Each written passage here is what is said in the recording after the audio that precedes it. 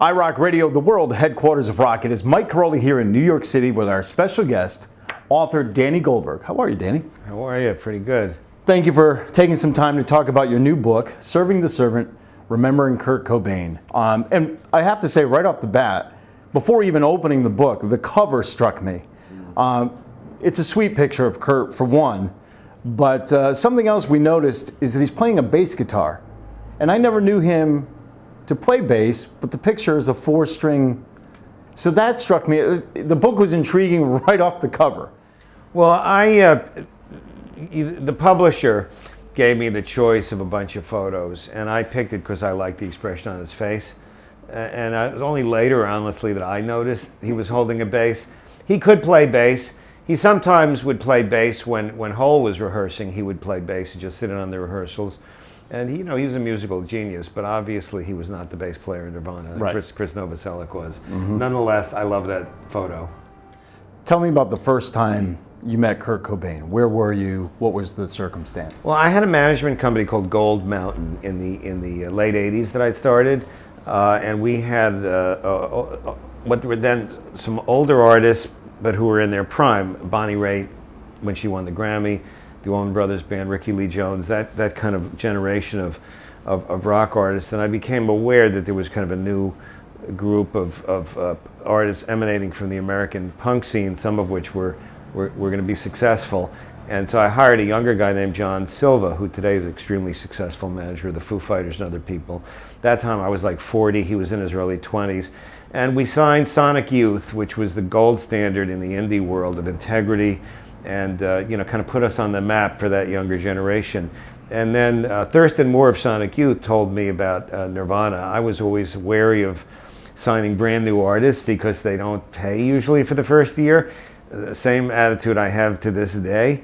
But I trusted Thurston completely. Him and his colleague and wife at the time, Kim Gordon, were just the greatest curators of that culture.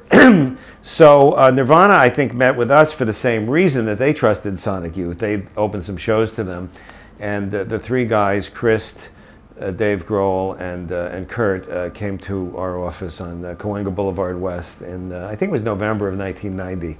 They had put out one indie record called Bleach on the indie label Sub Pop Records, and it created enough of a buzz that the A&R people were nosing around. They were able to tour Europe. It sold, I think, only about 30,000 copies. Didn't make a lot of money for anyone, but still, that was a decent number for an indie release, and it was a time when there was a feeling that that kind of culture was going to grow. So they wanted to investigate getting onto a major label, and they wanted to have management. And for the first 10 or 15 minutes of the meeting, Chris did most of the talking. He was very animated, and he and I shared political views, both civil libertarians. And at one point, I was trying to figure out how to approach the band in terms of what they were looking for from management. And a lot of these kind of artists had negative feelings about major labels. So just to get a feel, so I wouldn't say the wrong thing, I said, so do you want to stay on Sub Pop? And Kurt, who hadn't said a word prior to that, just said very loudly, no. So I learned two things. One is, in that moment, I learned two things. One was that they wanted to enter the commercial world in terms of reaching audience, not to change their music or their beliefs or the way they looked, but that they wanted to be part of a system that could market and distribute. And the other thing I realized was that Kurt was the boss. Even though he was quiet, it turned out that he made all the decisions for the band, and for good reason. He was the singer and the lead guitar player. He was the lyricist and he wrote the music. So I always say everything that Jimmy Page and Robert Plant did together in Zeppelin, Kurt did by himself in Nirvana. He designed the album covers, he storyboarded the videos, he even designed a lot of the t-shirts. He was really an extraordinary genius when it came to the rock and roll culture writ large, and he also made all the decisions. He cared about the other guys. They were very much a band, and they shared values, and they played great together. Dave's obviously going on to have an extraordinary career in the Foo Fighters, and Chris, a very distinguished career. But Kurt was the guy. It was his band. There's a quote from Courtney Love in the book, probably around that time in the book, where she said, Kurt wanted Nirvana to be Soundgarden. And is that what she meant? Have that commercial success and that?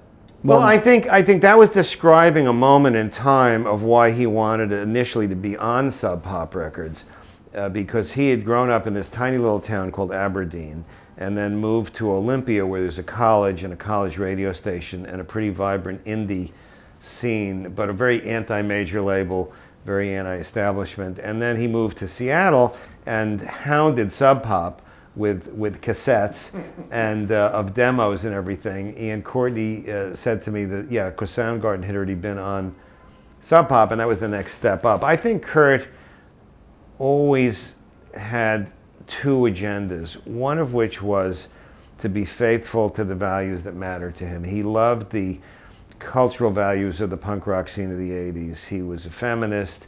He was anti-discrimination against gays. He had a real jaundiced eye about the establishment in terms of politics and certain aspects of capitalism, but at the same time he admired some of the musicality and the ability to communicate on a mass canvas. So on the one hand, he would talk a lot about punk bands, some of which I hadn't even heard of at the time, like Flipper, the Melvins, Black Flag, Dead Kennedys, Fugazi, but he also was a huge Beatles fan. And all the guys in Nirvana liked the Beatles, and it was like a guilty pleasure because it wasn't really cool in the early 90s, to like something from the previous generation, so they would call it the B word. And he also respected the power of certain heavy metal artists like Black Sabbath. So he in his ascent, which happened rather quickly, he was always looking to the next step. And coming from not having any record company at all, being on Sub Pop, the label that had put out Soundgarden, was definitely a step in the right direction. And Soundgarden was from the Northwest. But once he was on Sub Pop after one album, then he wanted to leave there too, because he became frustrated. The records weren't always in the stores and so forth. And he wanted to do music completely on his own terms. He never compromised at all about anything to do with the art, but he had no qualms about associating with the companies or with the media that could reach a mass audience, because to him that was part of the art form. Again, he did admire John Lennon. You describe yourself in the book as not only Nirvana's manager, but also Kurt's friend. Did the close relationship, friendship, help or hurt at times managing the band? Well, I think it helped me work with Kurt. It happened in stages. Initially, I was kind of the older guy that knew the record company world, radio world, and so on, and John knew the culture of punk rock better. But when Kurt got together with Courtney, which was really only about a month after Nevermind came out, I just clicked with Courtney right away, and other people around the band didn't. And Kurt appreciated that I understood that he was really in love with her, and it became a more personal relationship. The business part of handling Nirvana was incredibly easy. Kurt was a genius. The timing was exactly right. Nevermind was the first album that came out when I worked with them. Smells Like Teen Spirit went on the air, and within days, any place that played it, it was lighting up the phones, and it ended up being a hit, on metal radio stations who didn't want to play it because they thought the guys in pickup trucks wouldn't like it. Mm-hmm. It was a hit on pop stations who thought that nobody would want to hear a loud guitar when they were playing Paula Abdul records. It was obviously the #1 on the alternative rock world, and it became #1 on MTV, which at the time was the most powerful connector between audiences and bands. So there were always, like within weeks, we had no problem booking the band, getting them onto festivals, getting them extra advances, or the conventional things that you can struggle for years in managing a band came incredibly easy to Nirvana. The difficult part was sort of the personal dramas and in those having a personal relationship was a plus. Prior to all of that, the release of Nevermind, prior to all of that, I believe maybe in the recording process, somewhere in there, you predicted that Nirvana would be bigger than the Police. So what led you to believe that or make that statement to that point? Well, it depends on the timing because it all happened very quickly. When the record was finished, Kurt's thing was, I want us to be as big as the Pixies. The Pixies were selling maybe 300,000 records, could sell to maybe to 1,000 tickets, and that represented sort of financial security and a level of legitimacy. I was more ambitious. My role model was for them to be as big as Jane's Addiction, which was maybe twice as big because I felt there was a hard rock element in some of the music that could reach some people that like the Pixies couldn't reach. So we both wildly underestimated what the record was going to be. Once it came out, within weeks, my perception of the potential changed because the reaction was so intense and so, in my experience, unprecedented. And I talk in the book about calling Jimmy Iovine. I was always trying to impress Jimmy. He was running Interscope, and you know, he obviously has become a lot more successful than me. I think he's worth $500 million today. But we were good friends then, and I still consider him a friend. And I told him, I think this is the most successful thing I've ever been involved with. And he says, yeah, it reminds me of the Police. And I said, I think it's going to be bigger than the Police. But I only said that after Smells Like Teen Spirit had been on the radio for a few weeks. Before it came out, I was going for Jane's Addiction. Gotcha. And that's fair. Yeah. That's fair. So if you look at rock music from the late 50s to today, a lot of great musicians, a lot of great singers, songwriters. Where would you put Kurt Cobain in that span? Where would you place him in rock history? Well, I think he's on the top tier. You know, I think he's an artist who, first of all, touched people very, very deeply. Not everybody who has a hit song touches people deeply. That there was something between the sound of his voice, the lyrics, and the way he handled himself that created a sense that he understood people who felt alone or alienated, that created a sense of community that had a substance to it. Secondly, he was a genius at understanding the craftsmanship of reaching a big audience and had hits. You know, so he reached a big audience. So I think he's on that short list with Bob Dylan, John Lennon, David Bowie, Bob Marley, Hendrix, who have been able to, who made music that was global, because Smells Like Teen Spirit and Nevermind became a hit almost everywhere in the world very quickly. There were bootleg cassettes in Saudi Arabia. You know, they changed the artwork so that, you know, they had to put a little fake diaper over the penis of the baby on Nevermind. And Eastern Europe, Latin America, Japan, you know, but instantly. And it's remarkably transcended generations in a way that only a handful of artists do. So I think he's on the top tier. You know, I think ranking people is a little arbitrary. There's only one Beatles. I would never say anyone's as big as the Beatles, but as an auteur and as a creator, I think he's certainly in the all-time top 10. And for the 90s, #1 in rock and roll, no question. You can't do a montage, a photo montage of the 90s in America without including a picture of Kurt Cobain. Right. You know, it's interesting as I look at that scope, there were a lot of what I would consider rock icons prior to 1990. But 1990 to today, I only know one. He may be the last one. Right. You know, there are big stars. Dave Grohl himself is obviously a big rock star, had a lot of hits. But an icon. I don't think Dave, as talented as he is, and he certainly made a lot more money than Kurt did in his lifetime, touches people as deeply. I suspect Dave would acknowledge that too. I think in terms of icons, Kurt was kind of the last icon of the rock era, and then the hip-hop era started. And obviously, you know, our kids' generation, hip-hop has been a dominant voice for adolescents. It's not the only one. There are still rock artists, but not only was he iconic in terms of the depth with which he touched people, that music was pop. Those songs were as big as Rihanna or Travis Scott or, you know, Justin Bieber, anything today. They were pop hits as well as touching kind of the underground culture, and that fusion of pop and underground. I don't think rock and roll has produced someone else who could do that since Kurt. Yeah, I think he's arguably the last of that era. You could almost have bookends of an era that started with the Beatles and ended with Kurt. I mean, there was rock and roll before the Beatles, but the Beatles broadened it, and I think you could make that argument. Did Kurt Cobain care what people thought about him? Anybody, whether it's in the business or fans, did he care what people thought about him? I think he liked success. I think he liked to be successful.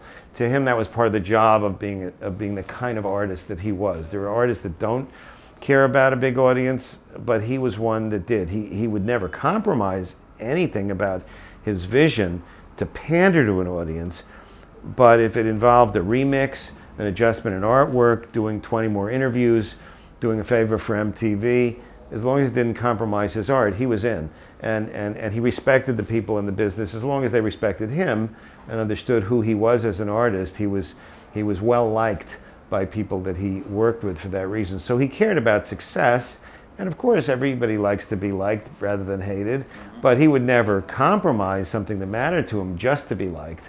But he preferred it when people liked him, no question about it. Sure. Butch Vig, who produced Nevermind. Yeah. He describes in the book how Kurt would kind of have this dark cloud come over him and kind of isolate himself. As his manager and his friend, do you have any idea where Kurt would go in those moments in his mind? No, I don't. You know, Chris says that this is something Kurt had done certainly before he was successful and before he was on a record company, that he was prone to depression. And my book is just a memoir about the 3.5 years during which I knew him and worked with him, starting, 9 months before Nevermind came out and sort of ending with his death. But his childhood was rough. His parents got divorced when he was 9. He felt abandoned by both of them, borderline abused, and carried a lot of wounds. And he was a very, very sensitive guy to begin with.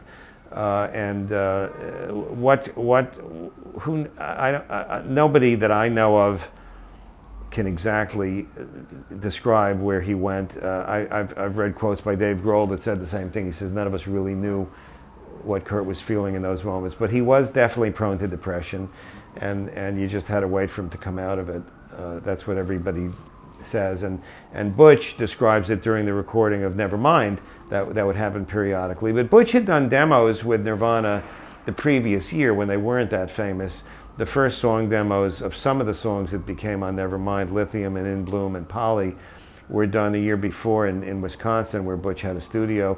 And he said Kurt was doing the same thing then. I mean, and that's just part of who Kurt was. It's incredible that that would be the case with Kurt, and yet the recording process was very efficient for Nevermind, and even for In Utero. I think, wasn't Nevermind about a 16-day recording process? And maybe even less. Well, the thing, one of the things that I was reminded of in researching the book is what a strong work ethic Kurt had, which is a little counterintuitive. He loved to stay in pajamas all day long. He liked to eat junk food. He had a slacker side to him that could just kind of sit on a couch and not get up for hours. But when it came to his art, he was a rigorous craftsman.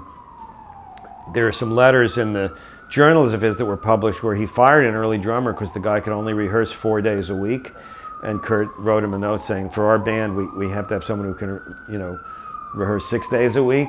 And so prior to Nevermind, we used a substantial chunk of the recording fund that Geffen Records provided in the deal to get them apartments in Burbank, and I think it was Burbank, it was somewhere in the valley, either Burbank or Van Nuys, and a rehearsal, and they rehearsed 8 hours a day for 3 months before going into the studio. They did the same thing for In Utero. So when they got into the studio, those arrangements were completely tight, and some bands create arrangements in the studio. With Nirvana, it was just about recording arrangements that they'd already created, and so both records were recorded quite quickly as a result of the extensive rehearsal that came before it. And everything with Nevermind exploded, as you mentioned earlier. The album comes out, and within days, it went gold, which is 500,000. I think it was 18 days it was certified gold. That's incredible. Which was for an artist who had only sold 30,000 on the last album. And Geffen initially only manufactured 50,000, which was fine with us. That was a substantial increase of what had taken them a year to sell. But the reorders came so quickly that yeah, the orders were up to 500,000, you know, within three weeks. It was a remarkable ascent. And then by January of '92, just about 3 months after the album came out, it went to #1, replacing a Michael Jackson album, which was so unthinkable only a few months before. No artist from the punk world had ever come close to doing that. And they just changed kind of the reality of what commercial was. It changed radio programming. It changed how record companies were evaluating signings and all that sort of a thing, because it was just a generational changing of the guard. Same thing happened with the so-called British invasion when the Beatles first happened and the psychedelic movement.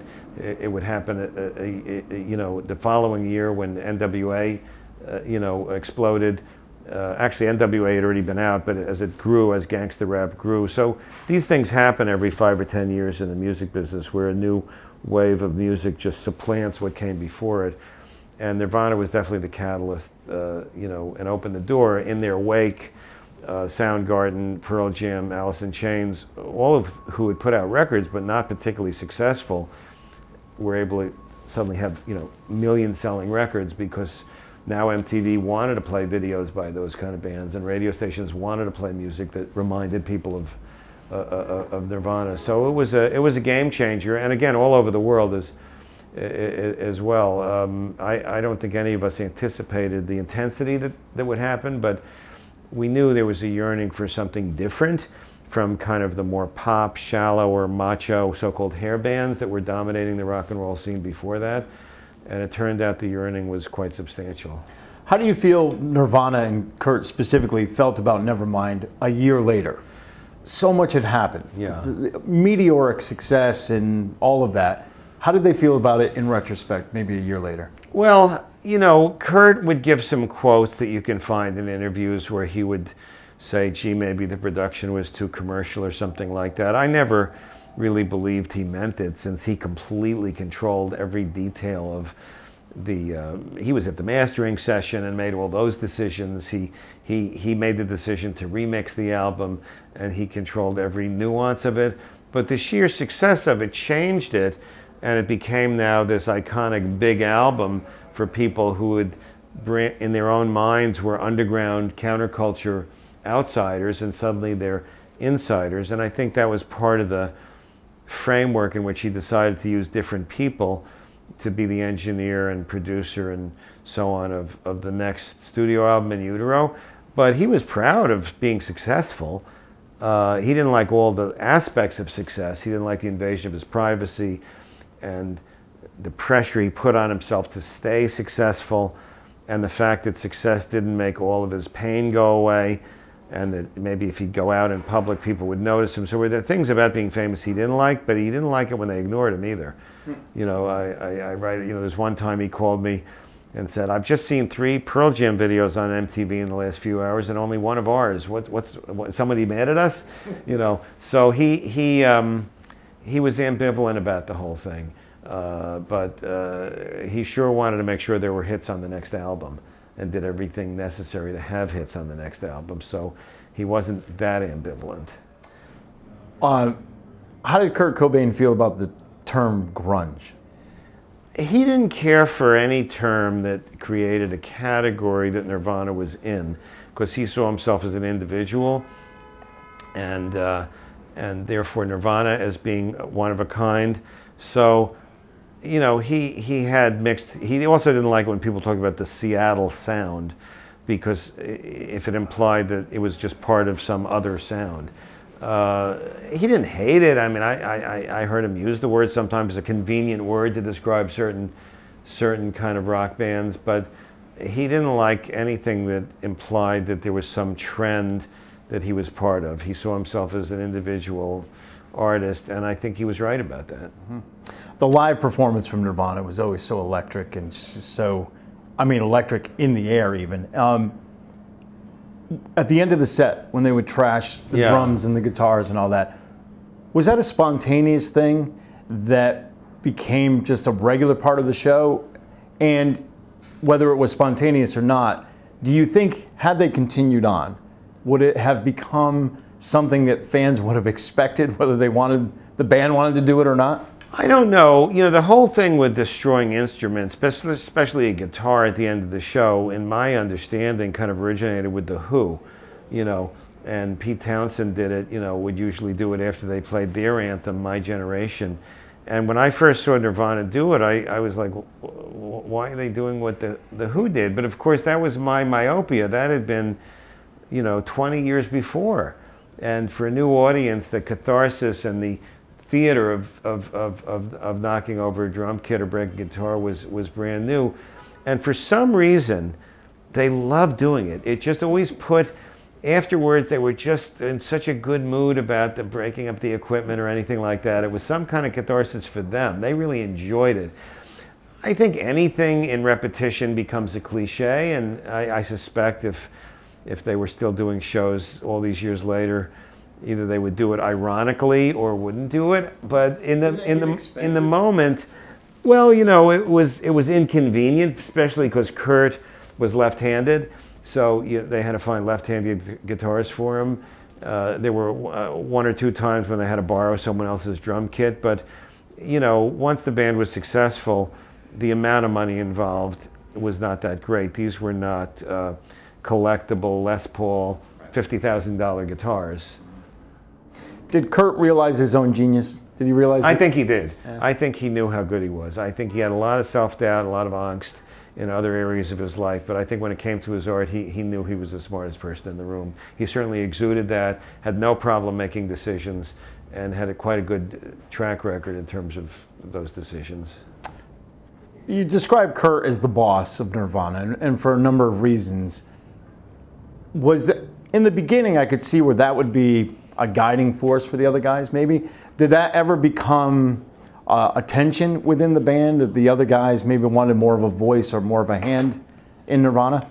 I don't really know what the other guys were thinking as much as I had a sense of what Kurt was thinking, because of the dynamics around the band, I ended up being a little closer to Kurt, and my partner ended up being a little closer to Dave and Chris during those years. I think there were definitely tensions when Kurt had drug problems or health problems or canceled shows that really the other guys were not particularly happy about.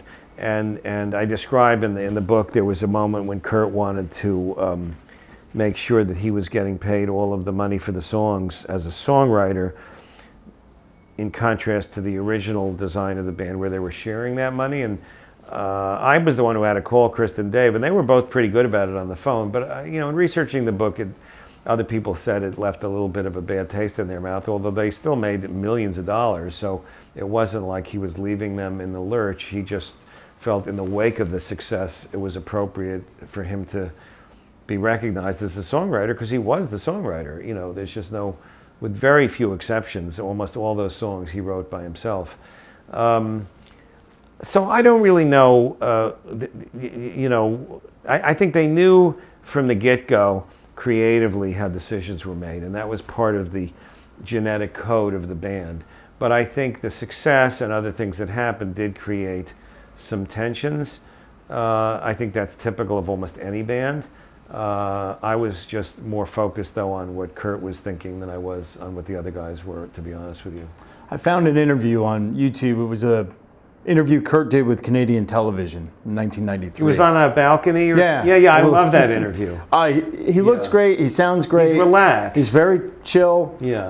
And he seemed to enjoy that process, at least in that moment. Yeah. But one thing he said that really stood out to me in the interview, I believe he's talking about In Utero, and he mentions that this marks the end of that 3-chord grunge sound for Nirvana. So maybe he's forecasting what would be coming next.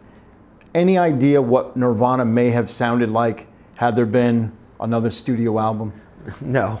I mean, I don't really know, because he was a genius and, you know, I'm not. So he was always several steps ahead of certainly anything I could anticipate, and I suspect steps ahead of everybody else he was working with. We have a few clues that he left behind. One clue is the Unplugged, because the Unplugged, although people would do Unplugged as sort of a marketing thing to extend the lifespan of an album cycle, and Kurt was cognizant of that. He cared enormously about MTV and about connecting with the MTV audience.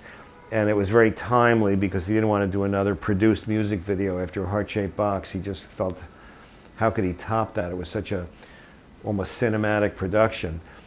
But then when he came to do it, it was a work of art. It wasn't just a marketing tool. He didn't do a lot of the things that MTV usually expected. Like, for example, they expected bands to come in and do acoustic versions of all their hits, and he didn't want to do Smells Like Teen Spirit or In Bloom or Lithium or even Heart-Shaped Box acoustically. That was not his vision. He did Come As You Are, that fit. And he did All Apologies, which then became the de facto second video from that record. But he also did, you know, Meat Puppet songs and a Lead Belly song and older Nirvana songs. And he really enjoyed singing with and experimenting with acoustic instruments and playing an acoustic guitar. And when I spoke to him the day after it, he was very excited about showing that aspect of the band. And then Michael Stipe has said in interviews, you know, and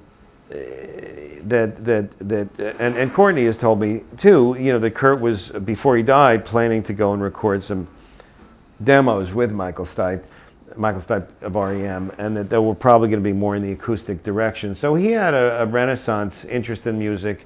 He liked a lot of different kinds of music, and it seems like at that time he was thinking of maybe experimenting with some more acoustic things. Certainly on the last tour with In Utero, there was sort of an acoustic break in some of the sets and some of the shows, 20-minute break, and had a cellist on stage with him. So those are some clues, but that doesn't mean that 6 months later that's what he would have wanted to do on a record. He was a genius, and he was always thinking of new things. And all I know is if he were alive, he'd be doing art, that he was an artist to his core, and that he wouldn't be repeating himself, because part of being an artist to him, and the great ones like Dylan and others, is not to just keep copying themselves.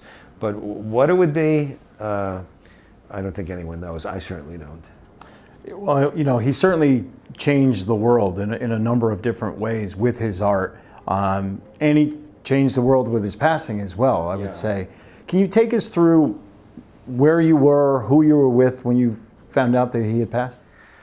Well, by the time he died, I had left my management company, you know, 6 months or so after Nevermind came out, and gone to work for Atlantic Records. I had a young daughter. I was running a small business, was bumming me out. I was just never felt I could not be at work. And I wanted a little more stability, and I was a little nervous about the instability, honestly, of Nirvana as a source of income. So I made a deal where I would continue to function as a co-manager of Nirvana, particularly in terms of working with Kurt, but I'd have this other job. So I was, by this time, you know, by April of '94, I'd been made president of Atlantic, and I was working out of their New York office, which was their headquarters, and commuting back to LA because my family didn't move to New York for another several months. And I was in a meeting with Stevie Nicks and the then GM of Atlantic, later Chairman Val Azzoli, to talk about a new solo record that she was making, when somebody came in, an assistant, and said, look, your wife is on the phone. Rosemary Carroll was my wife at the time, mother of our children, and was also Kurt's lawyer and Courtney's lawyer. And she told me that Kurt had killed himself. So that's where I was. 6 weeks earlier, you know, I'd gotten the call from Rome when Kurt overdosed on the pharmaceuticals. I think it was Rohypnol. And Courtney was worried that he might die then, and we prayed together on the phone and all that. So both of those calls, I was in New York when those things happened. I remember being on the radio when the news came in from Rome. Yeah. And, you know, it was shocking, and you report the stories as they come in, and certainly the times were different then on how we received our information, and as opposed to today. Then luckily, you know, he was okay, you know, he had moved. Then when the second news came in, we were wondering, is it a hoax, or is it, you know, who knew, you know? But it was still stunning. And he was so young and such a short window of time in our lives, but still so impactful. Yeah. Do you remember the last words you spoke to Kurt? Well, I told him I loved him. I mean, what happened is about, you know, the Rome incident, I forget whether it was December of '93 or January of '94, but you know, a few months prior to his death, I guess it was December. And then in the end of March, Courtney called and asked if I would come to Seattle and be part of an intervention to try to, he was on drugs again, and she said it was the worst she'd ever seen. She really sounded scared. So Janet Billig, who was working for the management company and very close to Kurt and Courtney, and I, and a counselor type, you know, 12-step counselor type, all flew to Seattle, and we did this intervention. It was just rough. You know, he was really stoned and really unhappy about his home being invaded with a bunch of people lecturing him. And, you know, I just prevailed upon him to get clean, whatever problems he had, whatever he wanted to do in his life personally or artistically or professionally, he would make better decisions. And, you know, if he weren't stoned and strung out. And then I felt bad that I'd been strident in my tone because I was a little bit of a hurry to get to the airport, then to go back down to LA. So I called him and you know, had a similar, shorter conversation with him in a more affectionate, quiet tone, and then put my daughter, Katie, who was then 3, and he loved playing with her, and I just thought maybe that would cheer him up. So she got on the phone with him for a couple of minutes and complained about the fact that Francis had pinched her the last time they were together. And then I heard Katie saying, "Kurt, you sound so grumpy. Why are you grumpy?" And she gave me back the phone, and he was just out of it, you know, and exhausted and depressed. And so I just told him I loved him, and, you know, it was that was it, you know. That was the last time I spoke to him. He was dead about a week later. What would you say, if he could articulate it, what do you think he'd be most proud of in his career or life? Just well, I think you know, I think he'd be proud of Frances, you know, and who she's grown up to be. I think I know he was proud of his music, and I think he could take some pride in the way he represented himself in the culture. For the most part, he hated the press about him being on drugs. He thought it would be bad if kids thought it was cool to do drugs. That really bothered him.